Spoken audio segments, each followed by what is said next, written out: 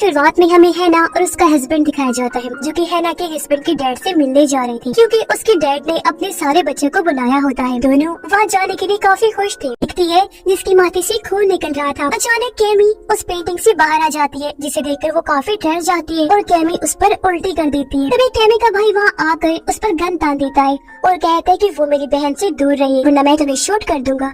लेकिन वो नहीं रुकती तो वो उसे शूट कर देता है और कैमी जब वहाँ से गायब हुई तो वो देखता है कि गलती से उसने अपनी दूसरी बहन को ही शूट कर दिया है, जिससे उसकी मौत हो गई है। यानी उसने गलती से अपनी बहन को ही मार दिया। ये जानकर उसे बहुत ही दुख होता है और वो बहुत ज्यादा रोने लगता है। पर वो समझ गया था कि हैना का किया धरा नहीं है, बल्कि यहाँ पर कोई डीमन है जो ये सब कर रहा है। ऑक्सीजन लेवल कम होने लगा, जिसकी वजह से वो दोनों मरने वाले थे। तभी उनका भाई आकर दरवाजा खोलकर उन्हें बाहर निकाल लेता है और उनकी जान बच जाती है। वो उनसे कहता है कि मैंने जो देखा उस पर तुम लोग यकीन नहीं करोगे, मैंने डीमन देखा है। दोनों से बताते हैं कि हम दोनों ने भी डीमन को देखा है और अगर उन्हें अपनी जान बचानी है तो यहाँ से निकलना होगा।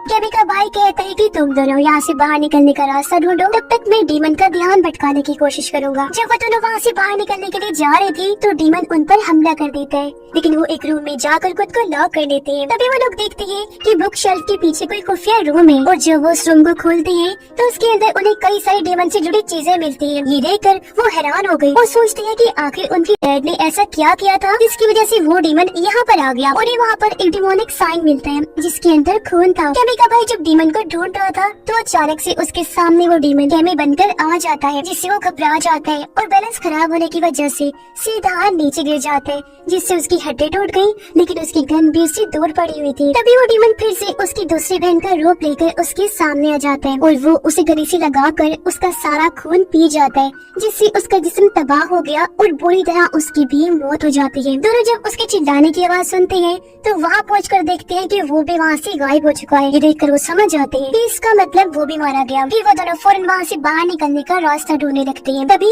वो अपने डैड के रूम में चले गए। उनसे पूछते हैं कि आखिर उन्होंने ऐसा किया है जिसकी वजह से उसके सारे बहन भाई मारे गए। वो उन्हें बताते हैं कि इस घर में एक डीमन है जिसके साथ मैंने किसी खास मकसद के लिए एक डील की है। दरअसल मैं अपने सारे बच्चों को उसके सामने कुर्बान कर दूंगा ताकि मैं इमोर्टल अमर बन सकूं, कुछ टाइम और जी सकूं, क्योंकि अमर बनने के बाद मैं लंबे टाइम तक जिंदा रह सकता हूं। मैं मरना बिल्कुल नहीं चाहता। मैं 75 साल का हो गया हूं और मुझे मरना मंजूर नहीं। और जिंदा रहने के लिए मैंने अपनी सारी ब्लड लाइन यानी अपने बच्चों का, अपनी नस्ल का सेक्रीफाइस दे दिया, यानी उनकी कुर्बानी। मतलब उसने अपने बच्चों की आत्मा को डीमन को बेच दिया था। तभी वो डीमन एक एक करके उसके सारे बच्चों को मार रहा था। ये बात कहने के बाद वो एक बंदूक उठाता है और अपने बेटे हैना के हस्बैंड को भी शूट कर देते हैं, जिससे वहीं पर उसकी मौत हो जाती है। ये देखकर हैना बहुत ज्यादा घबरा जाती है, पूरी तरह टूट जाती है। जब उनका डैड हैना को भी मारने जाता है, वो उसे कहता है कि असल में देखा जाए तो तुम मेरी फैमिली की नहीं हो, लेकिन फिर भी तुम्हें मारना ही पड़ेगा। और वो उसे शूट कर देता है। गोली हैना के हाथ में लगी, जिसकी वजह से वो थोड़ी जख्मी हो जाती है। हैना फौरन वहाँ से भाग गई और घर में छुप जाती है अपनी जान बचाने के लिए। जब उनका डैड हैना को ढूंढ रहा था तो वो ये राज उनके सामने लाता है कि असल में मैं नाटक कर रहा था कि मैं तुम्हें भी अपनी फैमिली का हिस्सा मानता हूँ, मैं तुम्हें कभी अपनी फैमिली नहीं बना सकता।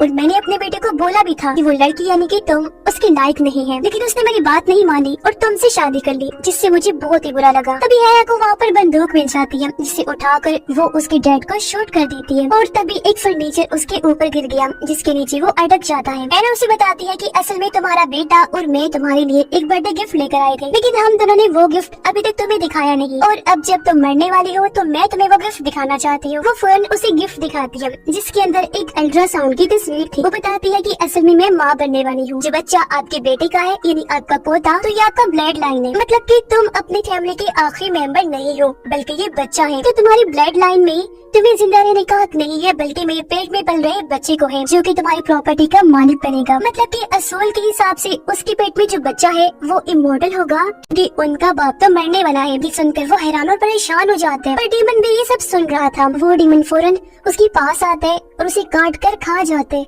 इसी बूढ़े आदमी की भी वही मौत हो जाती है। उसके बाद है ना वहाँ से बाहर निकलती है और अपने हस्बैंड की तस्वीर देखकर उसे याद करने लगी, जज्बाती होकर रोने लगती है कि हम साथ में कितने खुश हुआ करते थे। कुछ देर बाद सुबह हो गई। बूढ़े आदमी का सिक्योरिटी गार्ड बाहर कार में उसका इंतजार कर रहा था। जब दरवाजा खुला तो वो देखते है कि दरवाजे से बाहर उनका बाप नहीं आया बल्कि उनकी बहू निकली है, जिसके पेट में उसका आखिरी ब्लड लाइन है। इसका मतलब जब सारी प्रॉपर्टी की मालिक और कोई नहीं बल्कि हैना है। सारी जायदाद की मालकिन बनने के बाद वो गाड़ी में बैठकर यहाँ से निकल जाती है। इस बात की उसे खुशी तो थी, लेकिन अपने हस्बैंड को खोकर वो बहुत दुखी थी, जिसके साथ ही ये कहानी इधर ही खत्म हो जाती है।